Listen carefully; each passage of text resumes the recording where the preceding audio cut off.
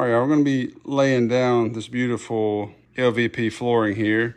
And so in this video, you'll see the floor being put down. We're gonna talk about the type of flooring I got, how I laid it, and a few little things we did while laying it throughout the video.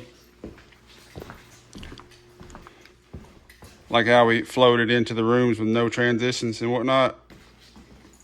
And I did a video already of how we prepped it to get ready to lay the flooring on it. So y'all, I'll put that in the description. Y'all can check it out. But yeah, stay tuned and we're gonna get this flooring laid.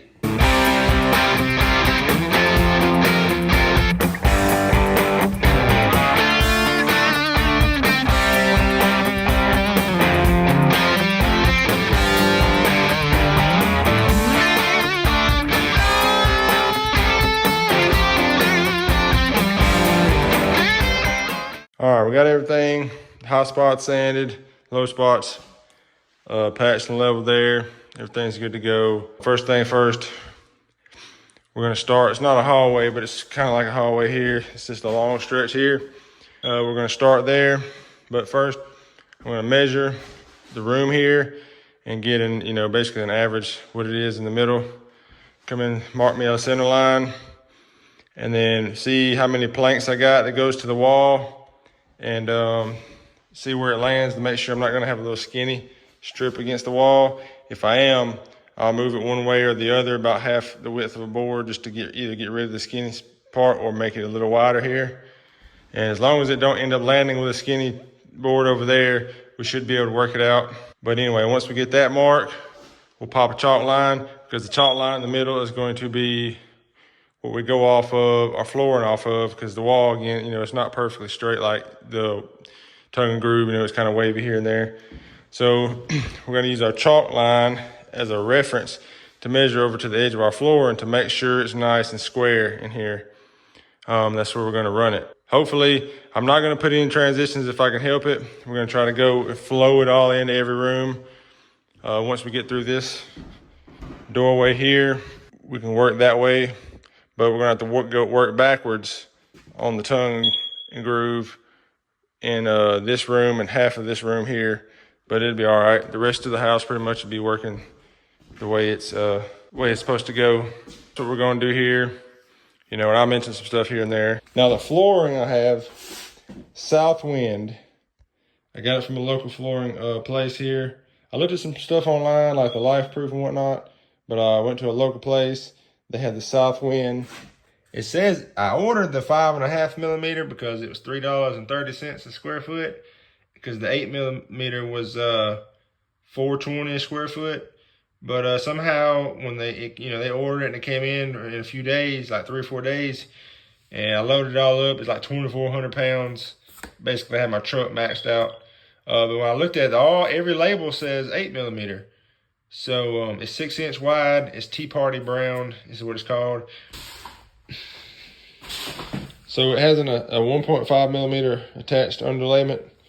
It's supposed to be waterproof. See if I can lay it out here. That's just kind of what it looks like. I didn't want it too dark but not too light, and it was good brown to match the rest, like my walnut. And so I guess they sent me the 8 millimeter, which is great. So it's a either 20 or 22, I think maybe 20 mil wear layer, which is good. It's got a lifetime residential warranty and a 10-year commercial warranty. It's pretty good looking stuff. And then you got, tongue and grooves. But click, snap in stuff, just regular old LVP. One thing, I checked the locking system. It seems real sturdy, like it's not brittle and break off easy. The only thing I haven't checked is take a fork or a butter knife, do the scratch test and just scratch it over it to see if it scratches easy or not. I don't think it will, but I haven't tested it to see. So, and it's textured. You know how they do the texture nowadays, they make it look like real wood. And that looks good. So that's what I'm going with. I'll let y'all know how it goes, how I like it once we get it installed. I'll talk a little bit about this flooring real quick. I've already got all the flooring laid in the house, and y'all see the rest of the video in just a second on the install. But I want to put this part at kind of the first of the video, because if you're wondering about it. So this, probably should have done all this anyway before, but so this is micro beveled So this is a piece of scrap piece I've cut off square. You'll see a little bit later in the video. It's micro beveled here on the end, not this piece, but all the rest of them before you cut them is micro beveled. So when they go together, you know, you don't feel one sticking up a little higher than the other, which is good. Also, it's the locking, the way the locking system is on the end. Again, I've cut this one off, but the way it locks together, instead of the click lock stuff, which the life proof and stuff like that, they say is good, but instead of the click lock and stuff that may pop up or stick up a little higher and catch your feet on it, this locks in, which is, to me, is better. And then the surface here, we're just going to do a quick little scratch test. So you can't see it unless you turn it just right in the light. You can see a little bit of streaking, and I've scratched that, you know, with the fork. But those, if you take a rag or whatever and wipe them, I don't know, even my finger just then, if you wipe it like that, see how there's scratch there? If you wipe it off, it goes away. So that's pretty good. You know, if you get a rock stuck in your shoe or something, yeah, it's gonna scratch a little bit. That'll do any floor like that. But so the scratch test, past that, we'll get into this install real quick. Y'all see how this lays down. We've already had this down in our house for 6 months now. I just late posting the video. We've had it in there for 6 months. It's done great. Only thing I should have done was level it out a little bit better in a few places. And the locking system, I forgot to talk about that. The locking system is good and strong. I mean, you really have to push on it, and it still don't break. I can bend it a little bit, but it's good, strong. Locking system strong. It's good thickness. The micro bevels that I was talking about, the scratch resistance, it's all good to go. We'll get into the install in the rest of this video. I just want to throw this in right here at the first of it.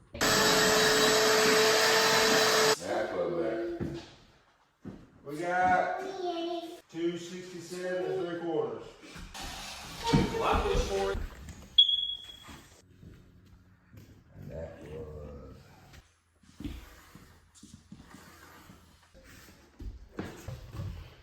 And we'll have to cut another one out down there.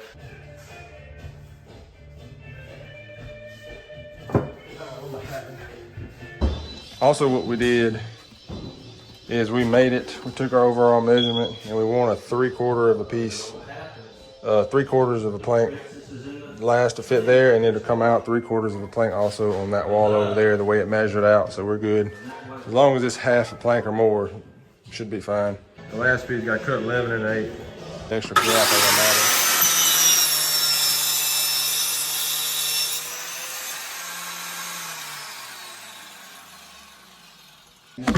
So I got pieces 5 inches wide, and then we just rip them down to fit in there. And we're gonna put one at every seam and then one on each end and screw them to the floor. Now that we got 2 rows started, we're gonna go one on each end and then every joint, screw them to the floor. Well, first we're gonna square it off of our chalk line to make sure it's square, and screw those down so as we're going along and tapping it down, it don't keep moving over, because that's what we're running into with just 2 rows, is it moving. And then once you get a whole bunch of rows, you won't really be able to move it without a little jack. So this will keep it straight, and we won't have to worry about it getting out of our square. And then our last piece, we'll take a screw out, screw out, pull that up, and then put our last piece in.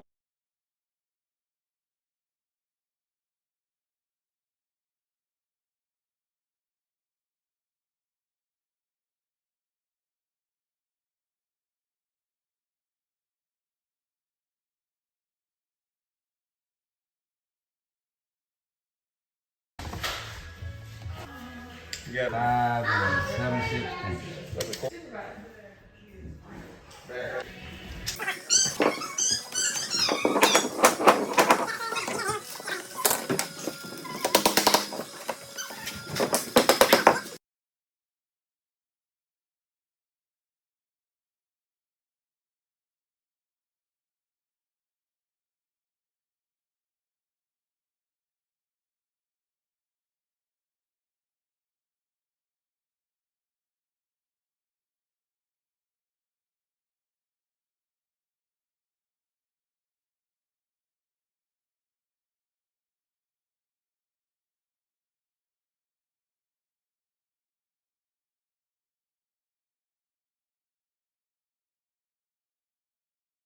So what we're doing here on the ends, I had ordered some pieces and I'll throw a picture of them up, but they got lost in transit, so I don't have them. I got a refund and I hadn't ordered any more. But most of the time, most walls, even this one, to make sure they're level, are up off the floor some, and that was the problem with the shims and stuff, because they keep flipping. This is 3/16, just shy of a quarter, but you still got gap under there, so I've been using my square right there, and you can bang on it as much as you want to, and it doesn't, you know, that doesn't move. So what we're doing right here, when we get to the wall, keeping our same pattern. The pattern we're going, whole piece, half piece, quarter piece, 3/4 piece, and then start back over. So your seams don't ever line up until you get way over here, and it's big enough and it's randomized, it looks better and it ain't all matched up. So when we get to this wall, we're using whatever piece we use here, whatever we cut off, and we cut a piece to finish out right here. All we do is knock off, we cut 5 inches plus the quarter, whatever. We cut 5 1/4 out for that wall off of that same piece and start on this side and go, and ends up the same pattern in here. Unless what we cut off the piece here is only 5 inches or so 1/4, then we start with a whole piece and just run, and it ends up being like that. And the square thing I mentioned is working great. To slide it up under there and you don't have to worry about, unless your wall for some reason touches the floor, then you'll need a 1/4 inch, because at 16th inch, I don't know if it'll make much difference, but for warranty purposes, you want the 1/4 inch if your wall touches the floor. But so far, this is what we got going, and it looks good. We're getting there. Also, I figured out the pull bar works good for when you can get to it, but the best thing for a tapping block, other than maybe one of them high dollar ones, just a piece of scrap piece. And then for the end, same thing on the end to drive it back that way. Mark from underneath. Cut it out just a hair.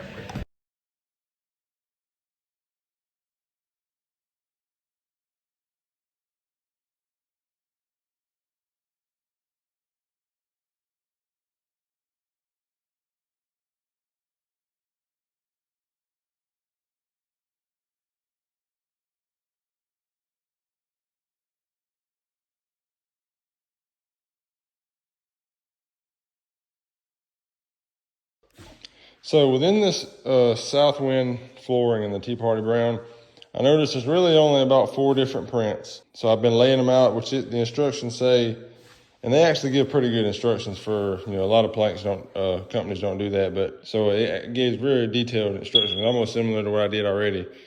And me being me, I waited until after the fact, because I went online, and at first the QR code wouldn't throw an error on the page, but I finally Googled it and found the instructions after we started. But anyway, so it pretty much matches what we're doing. But it says to open up about at least 3 different boxes and pull from those at one time. So I got several boxes sitting out here. But we've been, you know, pulling from several boxes anyway. I noticed there's about 4 different prints. So I got them separated out, several boxes separated out into each print. But even with that one print, they're not printed exactly the same on each individual plank. So they're kind of just randomly. So for example, this pattern here, you see these got these 2 big knots like that in it. But if you go on down, see, like this one only has 1. And then there's another one here, it's got 1, but it's over here on this side. So it's the same print, it's just in a different location on each plank. And they're all like that. So even if you get some of the same boards close together, it's not super noticeable. The only one that I say that's like really noticeable is this pattern.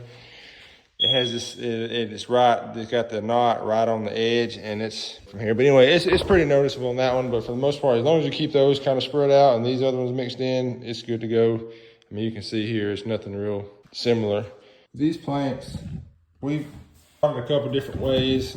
I started off, you know, trying to start the end in there and lay it down, and then trying to get where I can see, picking up on it and getting it in the groove, which means this side lifts up just a little bit too, and you lay it in there and tap it in, all that.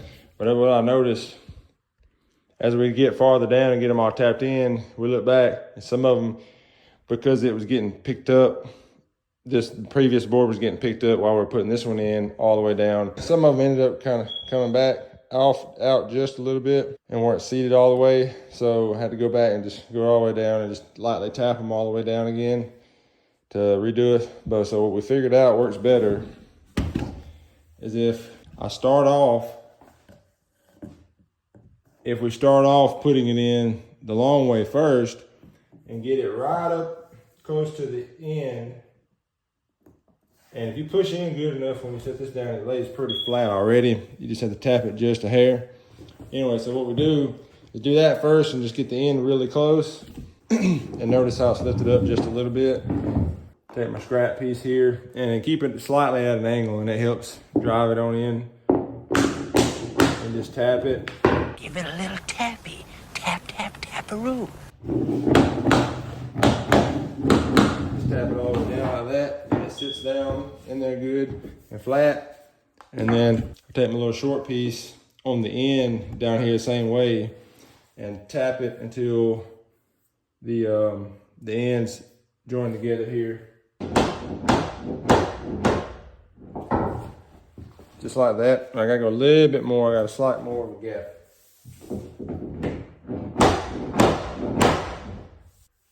All right, that's closed up good. And because I got my square and all stopping it, I can keep tapping it. Or if you got somebody else, they can tell you when it's seated good.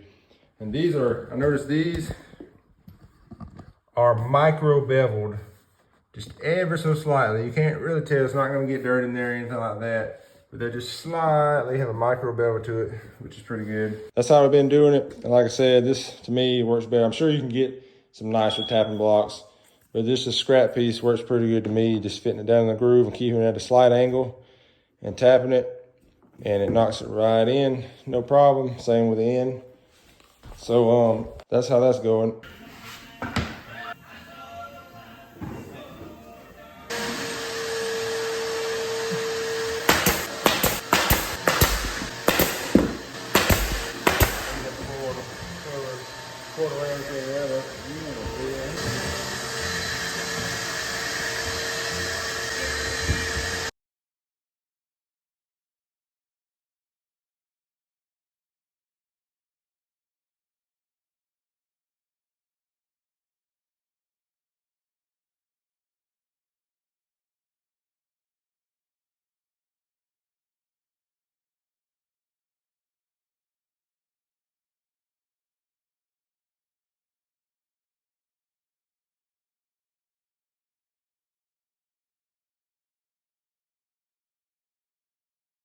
We're on this spot here going into this bathroom. I gotta pull these off like I did in there. So like right here, it's a little over a half the width of a board. It's 3 1/8. But over here, it's a little bit wider. These two walls aren't perfectly straight with each other. This is slightly out a little bit more. This one's about an 1/8 inch wider. So I gotta cut that. But first I gotta do this piece here. So of course, I'm gonna have to measure out this distance plus my 1/4 inch. Well, that'll be off, but plus my 1/4 inch, rip it down, and then the full, it'll be full width all the way through here, and then I'll have to cut it down this width here, 1/8 inch wider for there, and then just do one full piece there, so we'll get it. And for going down just runs like that, you don't have to make any cutouts. You can take a piece of scrap wood and make what they call a cheater board. So you can put your plank up there, lay it, and take a marker and just trace it down. But I just assumed to take a couple measurements and just rip it that length on the table saw with my, measuring my tape. To me, that's just as easy. So also I'll point out when you're measuring this stuff, measure off the face, not the groove and tongue groove. Measure off the face, which in this case would be the brown part. Which, you can lay it up there. You can line up brown with a brown with it. Well, before I cut it off, you just take your piece, line it up right there. It doesn't be super precise. Come out here, just put your mark, go out there on the saw, cut it. You do just like that. Or you can measure it, whichever. It doesn't really matter. You're gonna have door casing here and then baseboard there, so it's not like super precise. So I got that piece in there. I accidentally got a little too much gap in the door jamb because I cut my blade on the wrong side of the line, but it's like right under 1/2 inch. It'll still be covered up by trim. The rest of it's good there. So I just got to run this piece on out. So this piece is a little tricky. The way I lined it up, I just come through the doorway and made it where I didn't have to cut multiple corners at one time. So I only cut one corner and then just cut this one off of this other board. So I come through with this piece and then that just finished out. And then I had to cut a corner off of that piece and then a little 8-inch piece down there. But I got it okay. Only thing is, you know, gap against the wall, having something to tap on. So I'll probably go down through there. I'm going to stay base off of this one because it's, you know, screwed to the wall over there. And then I can run these kind of off of that.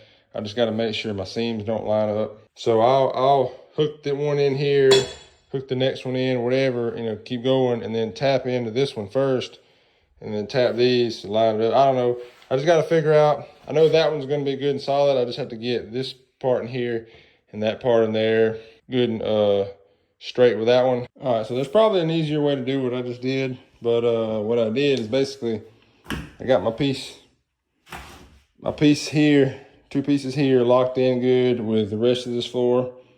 And then I just, you know, tap my other pieces in here. And then, of course, come back, re-tapped here, make sure all this was good, locked in straight. And then I took my level and another straight edge, started here, and run on down and made sure there's no gaps, make sure it didn't bow this way or this way. Got it good and straight on both sides. And then I went and just put a screw down in several places here, especially like on each side of the seam. And just run it down up against it until the tapered end of the screw head sits down on this so it can't really move. Kind of similar, instead of taking like a scrap piece and screwing it down in there, I just screwed it right up against it with the screw all the way down so I can tap on and lock it in everywhere. So my next one will be a little quarter piece. So I'll cut the end off of one. So I'll cut, you know, the right end off of it and use it as my starter piece. And then, so if you've never done flooring, if you've done flooring, you know this. If you've never done flooring, you know, you cut one end off, you use that as your starter piece. And then when you get to the other end, you use that same piece, the other end of that same piece to cut and use as your end piece. So you don't have a whole lot of scrap. This, if you've never done flooring and you're watching videos of DIY to run some flooring to save you some money without paying somebody to do it, you know, that just saves you a lot of scrap pieces. So you don't have much waste. And you can go back in your pile, if you have a pile in there of just some shorter pieces, you can go back and look and measure and see if you just need a little piece here, like I did with that one. I had a piece already cut and I cut like a 1/4 inch off and that was the piece that went in here. So it was a little over 8 inches and I put that one in. So that saved me just that little piece there. And every little piece counts. And when you're calculating, so like when I calculated this floor in here, of course you can do it. This house, outside to outside, is 1,416 square foot. So if you take out for your cabinets and the fireplace and your walls, like the width of your walls and how many walls you got, you take out all that, that'll give you a square footage, and then add 10% to that for some waste or extra if you don't have any waste, because it's always good to have some extra for later if you need it, just to put up in the attic or whatever. So this one, I ended up ordering 1,400 square foot. So I only knocked off, 16 square foot of the actual house after my 10%. Because you never know with these like flooring companies, they may discontinue a particular pattern or, color or whatever, or they may even go out of business completely later. And so then you have to buy a whole new floor, when if you got just a few boxes like that left over, you can come in and replace what you need to replace without replacing the whole floor. Save you some money. For this piece, I have to cut it off. You can use a tape measure if it's fast enough for you, or if not, spin your piece around reverse from where it goes, put it where it goes, and then, reverse the way it's supposed to lay.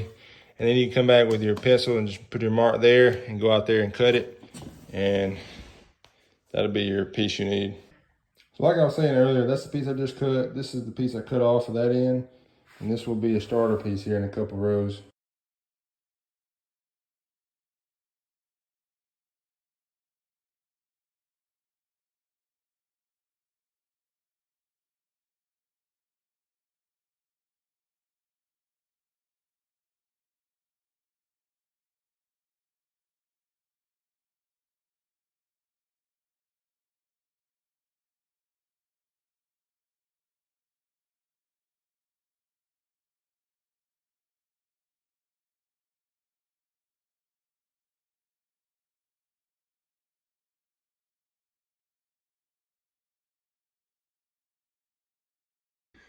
So right here around the toilet, I've already put my plank up there, and I put a mark here and then up here where it goes around. And now I have just an Amazon Basics contour gauge. What I'm planning on doing with this is just taking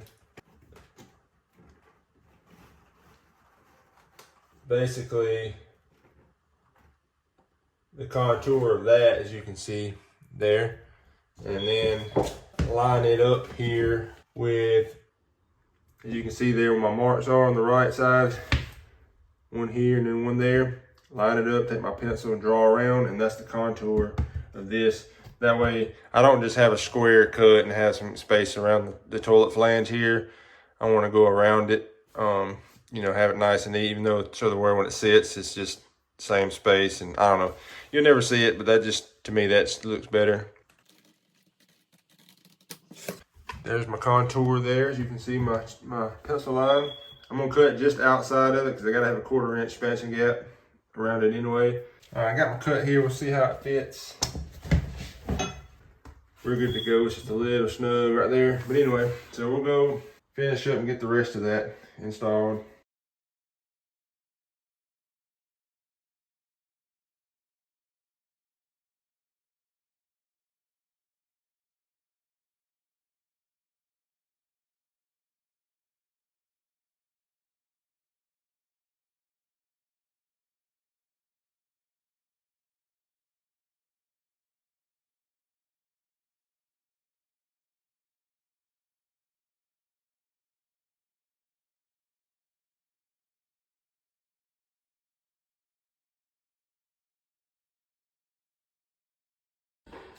So I put a couple more screws here so we could tap up against that all the way over.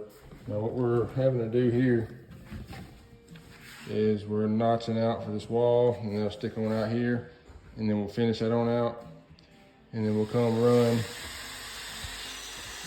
some more rows on out here. When we get out here, we'll have to put a screw. I'll have to put a couple more screws across there to tap against, you know, the same way, because we're gonna end up working on this way and finishing all this out. And then about half, we'll have to work backwards on this room, and the same thing with that room. All right, we got down, cut around the wall, run out, and we did like we did on the far wall over there and screw some scrap pieces down, so they're good to go. Okay, I'm coming in through this hall into this other bedroom now. So got me a pattern established here. Once you once you get into like the second or third, whatever room past your starting room in there, your pattern gets a little off. But so you'll have to look and adjust and see where the seam's lined up and I'm keeping it, you know, the same, like a half, quarter, whole, 3/4. But I'm just kind of it's no longer in that same sequence. It's kind of going in a different sequence now, just to keep it looking the same pattern, but just, you know, same random pattern, but different seam lineups anyway. But I got me a pattern going here, and no seams line up within, you know, at least 8 inches of each other, whatever. So I'm running on. Now I got me some more scrap pieces here cut. You know, that's right here close enough, so I'm not worried about that. But I have a seam here, so I have to come, this one side goes up under there. So I have a seam there, one here, and I'm gonna have another one here and then one at the end. So we'll somewhere like right there. And I'm gonna screw that one down first, right here. And then I'm also going to screw this one down, you know, on the halfway point, so that I can tap to lock that in, and then just keep it straight running on down. Once I get it finished, I'll screw those down. Same way I did there, so I can run on down and tap up against it all the way and just try to finish that out, and this bathroom out, and that closet out right here. And then once all that's done, everything else will be working backwards. Before I put this board in, I measured from the edge of it to that seam. And then I put this board down and I measured again, it's the same. So we're still good and square, straight all the way down, the way we've been going, in a perfect line here. So it's coming pretty good.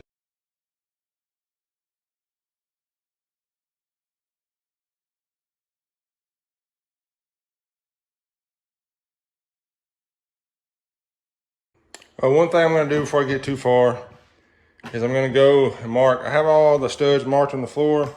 I'm gonna go and put a little mark at the wall where the baseboard goes, just so I know where to hit a stud, because And here it won't matter, that's thick enough. You can pretty much put a nail wherever. But this stuff is thin.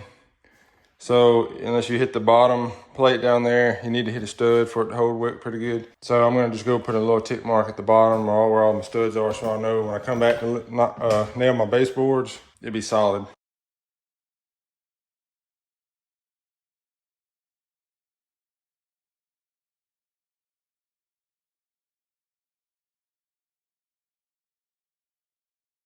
So what I got going here, you wanna try to avoid if possible. You're not always gonna be able to avoid it, but when I made the floor flow through here, the way the walls spacing lined up, I got just a little strip here. General rule, you want at least half a width of your board. These are 6 inches. So if you can get somewhere around, you can go a little under, but if you can get close to 3 or 2 7/8, I think it's the face of it slightly under 6. It's like 5 7/8 or 15 16. So anyway, so if you can get 2 7/8 or something right here, it'd be great. Problem is, I got just too little to get half a board or even or close to half a board, but a little too much for my baseboard to cover up. So I'm just gonna have to run a little strip, which to me, it ain't that bad. It's, you don't really even notice it and not gonna pay much attention to it, but I'm a perfectionist. But anyway, so right through there, I'm gonna have a little, because I still gotta have a 1/4 inch expansion gap. So by the time I do that, it's really gonna be a really small strip through there. But it is what it is. So we're just gonna lay that down and keep on flowing through here. So next up, I'll come through the doorway, but I'll have a little strip sticking through there, and like thin strip on that side, because that's not much more than the width of a board or a plank. So, but anyway, we'll get to that. Now right here, notice I have a little too much. I'll have some door casing here. I don't know, I don't know. I'll probably still put a little piece right there just for the heck of it. So I'm going through the doorway first, because if I don't, and I just come from down there with a little thin piece, just say it ends like right here, and I try to go through, I'll have a gap that I can't fill because the locking system's ripped off of it. Running down to about right here, and then take my piece take my next piece and just rip just enough off of it to hit the doorway, and then have a full piece coming through, and then come from there down and have like a seam in the middle of the doorway. But rather than do that, I'm just coming through the doorway first, which that probably would have been a little easier. But I come through the doorway first with this piece. It's a funky little deal here because it splits the doorway, the wall splits it. And then I'll just work backwards from there. So I got my little strips cut there, and it seems like you wasted a whole board, but don't toss it. If you're doing that, don't toss it out, because I got to work backwards from here. And when I get over here, when I get to this wall over here, this is the side I need, and I may have to rip up against, half a board width or 3/4, whatever, on that wall there, and I can use these pieces over there. So don't chunk them yet.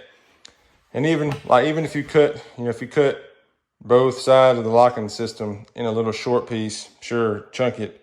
But if you have a pretty good, at least a 2-foot piece, and you cut both of the locking systems off on each side, don't chunk it away yet, because you can use it somewhere like right here where your dishwasher goes. I had a couple pieces like that, and I just cut them and used it right there with my dishwasher, where your stove, if your stove is over here instead, you know what I mean? So refrigerator, same difference. So anyway, but if you got a short piece, yeah, just chunk it. All right, so I'm done here in the bathroom, and this part of the bedroom, and this closet in here. Y'all can see. Now I got to start working backwards to get the rest of this room and this bedroom and closet in here done. So it's gonna be a little different. Instead of putting it in groove and tapping it down, I'm gonna have to go up under the backside here. And so I'm gonna have to get I'm gonna cut me a different piece of scrap for a new tapping block with the other side of the groove, basically this side of it. So let me get these pieces up here and get my tapping block and all that up, and we'll get set up and start working it backwards. This way here, it's pretty much exactly the same. It's just as easy to install to me. The wider side here just goes up under, and then you still tap it. Use the same tapping block I got for you can't see it, for the end to tap it down against the wall and lock it in that way, but you just use a different one to hook on to this side. I'll show you. So do the same thing, just get it lined up over there, close to where it's gonna go in. And then, so this tapping block, like I said, I just ripped the end off. This is the same, it's just the opposite side. And you can see, you'll hook it on there and it slides up and down, no problem. And like what I'm doing is I'm using my thumb to press down on the plank and using my fingers just to keep up at a slight angle to tap it in.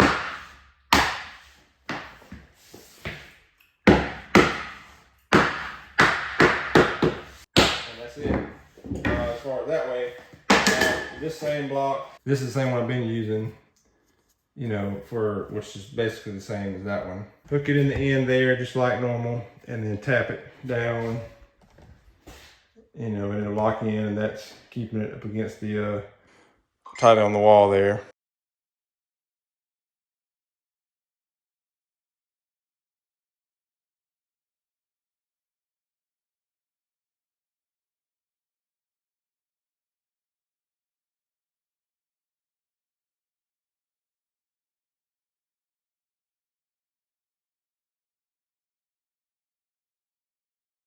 Got this room done.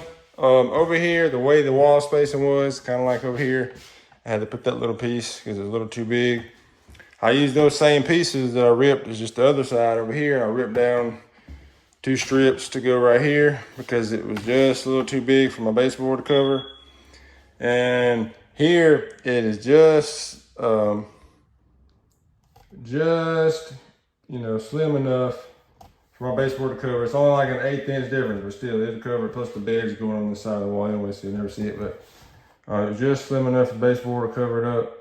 And I wasn't about to rip a whole new piece just for that little strip. That'd be wasting a piece. If I have some left over later on off a piece I cut, I may come back and just fill that little piece in once I get done with this other room. Because that's not very far, and I should have just a little, well actually heck, I may have just a little section out there I've already cut off that I can cut off of that, so we'll see about that in a second. So it turns out I did have some other scrap pieces I had ripped off before. So I got that all filled in good. Now we gotta get started to go in here. All right, we got all of our pieces that we used on our first row pulled up, and we're ripping these boards at about 2/3 of the width of what a full board is. And we're ripping them down. Right here we're notching out for this door, running on the rest of the way, and we don't have to notch out for the vent there because we already got all that good to go. So it's just running down. We only got to cut out for that doorway and that doorway right there. Laundry room.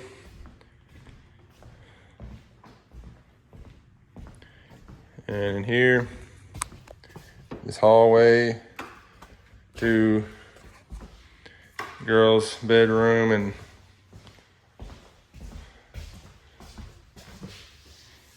you know, finished up the closet.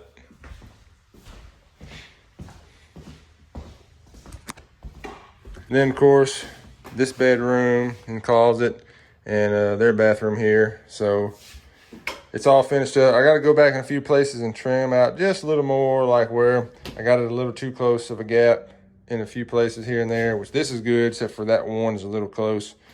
Take my multi-tool, trim that off. Basically just do some of the final touches on it. Yeah, it turned out pretty good.